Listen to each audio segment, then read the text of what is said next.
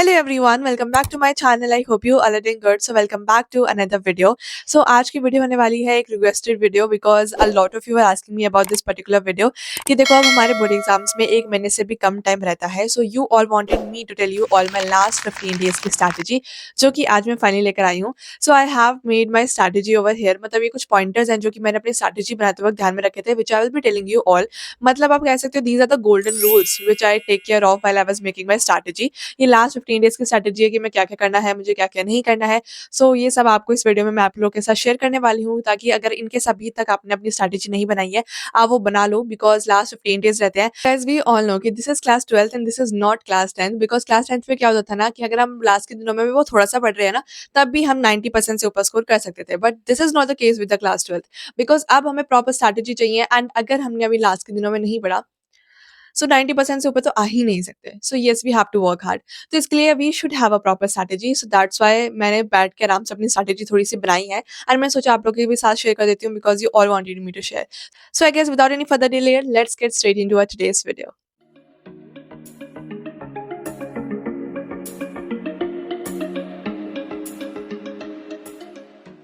Okay guys, so now let's get started and I will try my best कि मैं आप लोग का ज़्यादा टाइम ना लूँ एंड 10 मिनट के अंदर इस वीडियो को कवर अप कर दूँ ताकि आप जल्दी से सारे पॉइंटर्स को नोट डाउन करके अपनी खुद की स्ट्रैटेजी बना सको. सो now let's get started with the very first point जिसमें हम लोग बात करने वाले हैं अबाउट सिलेबस.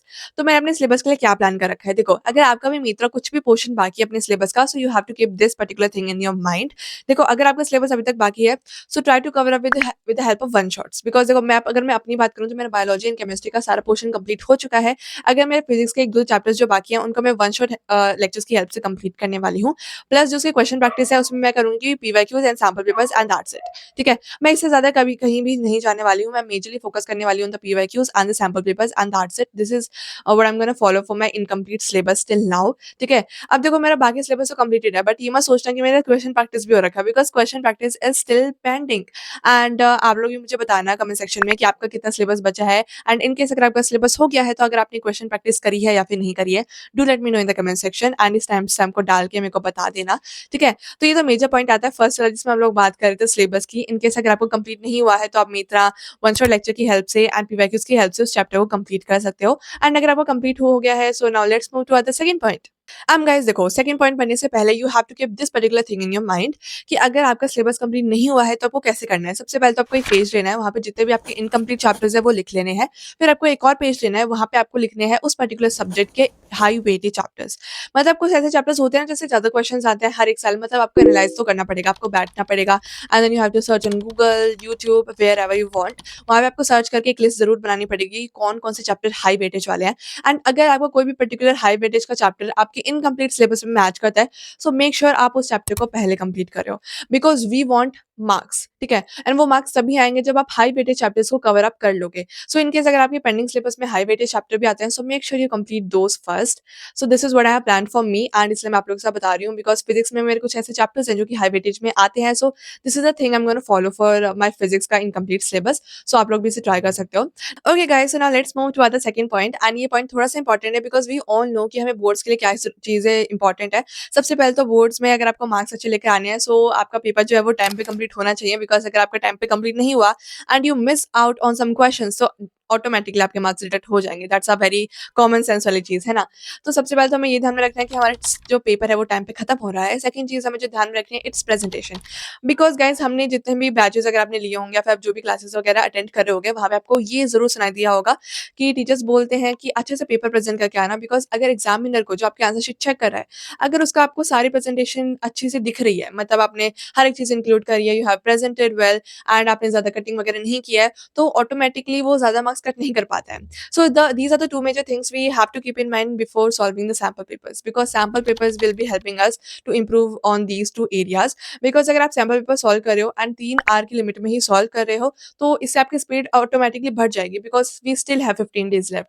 एंड मैंने तो डिसाइड करा है कि मैं हर एक दिन ना कोई सैम्पल पेपर जरूर करने वाली हूँ इरिस्पेक्टिव ऑफ द सब्जेक्ट. देखो गाइस ये तो सिंपल सी बात है कि हमारा फिजिक्स का पेपर जल्दी आ रहा है तो मैं ट्राई करूंगी कि इन 15 डेज में जो मैं सैम्पल पेपर्स कर रही हूँ उसमें फिजिक्स के जो काउंट है वो थोड़ा सा ज्यादा हो बिकॉज वो हमारा पेपर जल्दी आ रहा है. बाकी जो बायो एंड केमिस्ट्री है उसका मैं कंपैरेटिवली कम करूंगी बट आई मेक श्योर कि I am doing one sample paper each day in this 15 days का गैप जो भी हमारा बचा रह रहा है.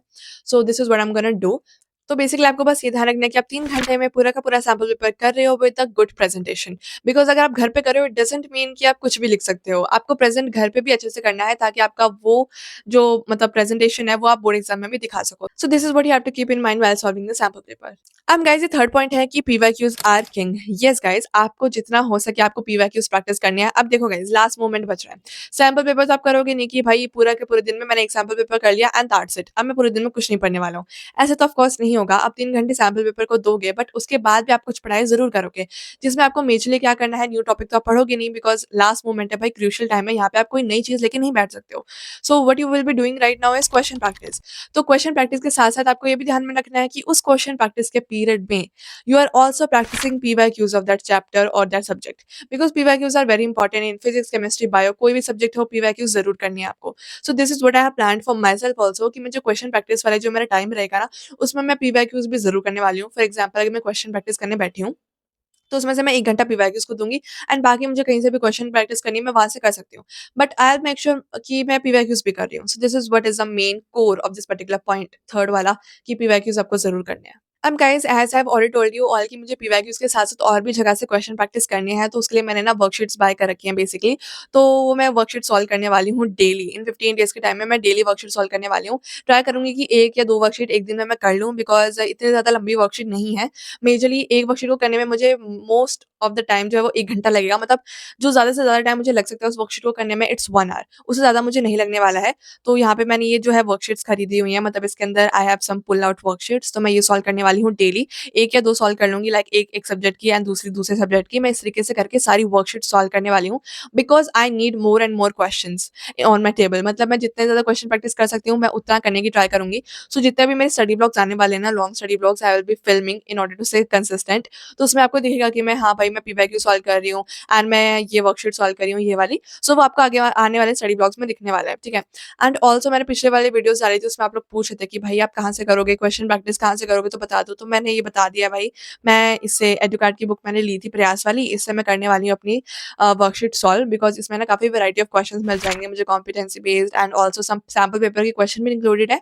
तो मैं सोच रही हूँ कि I will be practising questions from this book. अब देखो भाई, हम वर्कशीट सॉल्व तो करेंगे, हम सैम्पल पेपर से सॉल्व करेंगे, बट हमें उन्हें चेक भी तो करना पड़ेगा ना। बट हमारे पास इतना टाइम है ही नहीं कि हम चेक कर सकते। तो मैंने क्या डिसाइड करा है ना, कि मैं जो भी यहाँ पे वर्कशीट सॉल्व करने वाली हूँ या फिर सैम्पल पेपर सॉल्व करने वाली हूँ ना, उसकी जो शीट्स है ना, मैं दे दूंगी मम्मी को या फिर दक्ष को एंड उनको बोल दूंगी कि वो चेक कर लें। एंड जैसे ही मेरे पास आंसर शीट आएगी, फिर मैं ना उसको एनालाइज कर लूंगी कि हाँ भाई, मैंने कितनी गलतियां की हैं, कितनी गलतियां नहीं करी हैं। अब देखो यार, जो भी आप चीज़ सॉल्व करने वाले हो उसके आपके पास सॉल्यूशंस ऑफ कोर्स होंगे ही। एंड जैसे मैं ये वर्कशीट सॉल्व करूंगी तो इसके पास, मतलब मेरे पास ये सॉल्यूशंस वाला बुकलेट भी है, तो ये मैं मम्मी को दे दूंगी कि हाँ मम्मी, आप इससे चेक कर सकते हो, उसमें सब कुछ लिखा हुआ है, कैसे कैसे आंसर्स होने चाहिए। सो मेक श्योर आप अच्छे से चेक करके मेरे को अच्छे से नंबर दे रहे हो। तो मैं इसकी हेल्प लेने वाली हूँ अपने आंसर शीट को चेक करने के लिए। प्लस जैसे ही मेरी आंसर शीट मेरे पास आ जाएगी चेक होके, वैसे ही मैं इसको करने वाली हूँ analyse and I will be putting my marks in my score card. मैं आपको अपना स्कोर कार्ड दिखाती हूँ। मेरे पास ये वाले स्कोर कार्ड्स हैं बेसिकली, ये मतलब इसी बुक के साथ मेरे को मिले थे। तो इसमें जितने भी मेरे क्वेश्चंस करेक्ट होंगे ना, मुझे यहाँ पे बस लिख लेना है एंड इससे मुझे पता चल जाएगा कि मेरे कितने टॉपिक्स वीक हैं, कौन-कौन सा चैप्टर मेरा वीक है मेजरली। और एग्जाम से एक दिन पहले आप उन चीज़ों को रिवाइज़ करोगे जो कि आपकी वीक है, rather than your strong points, because आपको पता है वो तो आपके स्ट्रॉन्ग है, तो आप उनको ईज़िली टैकल कर सकते हो। बट जो आपकी मिस्टेक होती है, देखो, हम क्या करते हैं, मिस्टेक नोटबुक बनाते हैं एंड उसी को तो रिवाइज़ करते हैं एग्जाम से एक दिन पहले, बिकॉज़ वो मिस्टेक्स हमने करी हुई हैं। हम अपनी स्ट्रॉन्ग पॉइंट्स को रिवाइज़ नहीं करते हैं, दैट्स अ थिंग। अगर आप कोई वर्कशीट या सैंपल पेपर सॉल्व कर रहे होते हो, तो आपको उनको सेग्रीगेट करके रखना है इन 2 डिफरेंट थिंग्स। सबसे पहले तो जो स्ट्रॉन्ग है एंड जो वीक है। तो वीक से क्या होगा ना, आपको पता चल जाएगा कि आपको एक दिन पहले कौन से चैप्टर्स रिवाइज करने हैं because they are weak points. तो मैं क्या करने वाली हूँ ना, I will be putting my weak chapters in this red वाला फ़ोल्डर एंड ऐसे मेरे पास एक ग्रीन फ़ोल्डर भी है जहाँ पे मैं अपने स्ट्रॉन्ग टॉपिक्स डाल दूँगी। तो एग्ज़ाम से एक दिन पहले मैं बस अपना रेड फ़ोल्डर देखने वाली हूँ रादर देन माय ग्रीन वाला folder. So this is what I have decided for now. तो ये मैं 15 डेज़ में मैं यही चीज़ फ़ॉलो करने वाली हूँ, जो कि आपको मेरे स्टडी ब्लॉग्स में भी दिखने वाली है। सो डोंट टेक टेंशन, वहाँ पे भी आपको थोड़ा-थोड़ा आइडिया मिल जाएगा। And also guys, I found out कि इस वाली जो बुक है ना, इस पे 30% ऑफ चल रहा है, तो आप इसको अभी खरीद सकते हो ताकि आपको थोड़ा-सा डिस्काउंट भी मिल जाए एंड आप इसको अच्छे से यूटिलाइज़ कर सको in this last 15 days. Now let's move toward the very fourth point. भाई फोर्थ पॉइंट में मैंने ये लिखा है कि don't ignore the easy marks वाले चैप्टर्स, बिकॉज़ काफ़ी चैप्टर्स जो है वो थ्योरी बेस्ड होते हैं, जिनमें आपको ज़्यादा मेहनत करने की ज़रूरत नहीं पड़ती है, but still they can fetch you those good marks in the exam. ठीक है? तो आपको ट्राई करना है कि जो छोटे चैप्टर्स हैं, जो थ्योरी बेस्ड चैप्टर्स हैं, जो ईज़ी चैप्टर्स हैं, वो आप अच्छे से कवर अप कर लो ताकि आपके उनके मार्क्स एटलीस्ट सिक्योर हो जाएँ कि भाई अगर इस चैप्टर से कोई भी क्वेश्चन आता है तो I can easily do that and वो मार्क्स आपके पक्के हो जाएँ। तो अगर मैं बात करूँ 5th पॉइंट की, तो मैंने ये डिसाइड करा है एंड आप लोगों ने भी ये पॉइंट कहीं न कहीं सुना ही होगा कि आपको ये जो लास्ट के दिन है, इसमें कोई भी नया चैप्टर नहीं पढ़ना है। You just have to revise your old chapters and आपको अपने ओल्ड जो पॉइंट्स हैं, जो आपने पढ़ा हुआ है, उसी को रिवाइज़ करके उस वाले मेजर पार्ट को स्ट्रॉन्ग करना है। आपको किसी भी नई चीज़ की तरफ नहीं भागना है। सो यही मैंने अपनी स्ट्रैटेजी में भी इंक्लूड किया है कि I will not be studying any new chapter. मैं बस अपने पुराने चैप्टर्स को रिवाइज़ करने वाली हूँ। बट गाइज़ ये मत भूल जाना कि अगर आप हाई वेटेज चैप्टर अगर आपका कोई भी पेंडिंग है तो आप उसको छोड़ दो ये सोच के कि भाई नया चैप्टर थोड़ी ना पढ़ना है। कम से कम यार हाई वेटेज को तो पढ़ लेना बिकॉज़ ताकि आपके हाई वेटेज वाले मार्क्स तो कवर अप हो जाए। सो या ट्राई दैट।